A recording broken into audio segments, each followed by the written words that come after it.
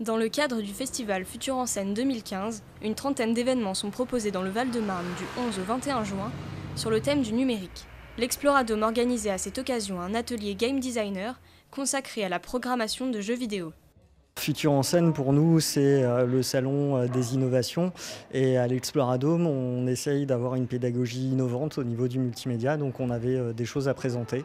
On a proposé des activités qu'on fait assez facilement avec des enfants dès 8 ans.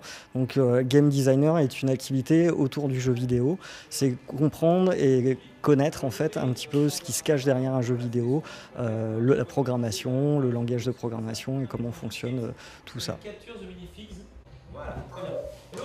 Donc le but de l'atelier, c'est de s'appuyer sur un logiciel qui est gratuit et libre qui s'appelle Scratch pour initier à la programmation.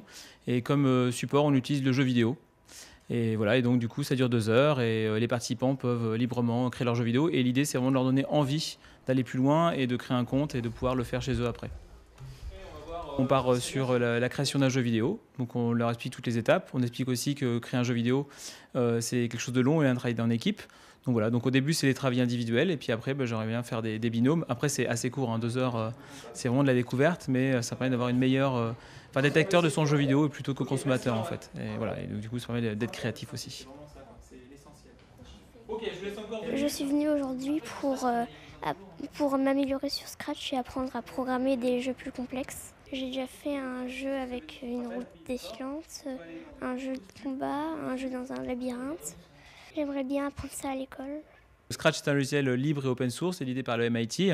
Et donc du coup, l'idée de Scratch c'est imagine, programme, partage. Donc ce qui est bien, c'est que rien n'est fermé, tout est libre. C'est-à-dire que si quelqu'un a décidé de faire un programme avec Scratch, eh bien, il peut facilement le récupérer, le partager, le modifier.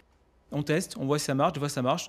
Souvent ça marche pas, mais c'est pas grave, on s'enrichit toujours de l'expérience. Le festival se tiendra encore jusqu'au dimanche 21 juin.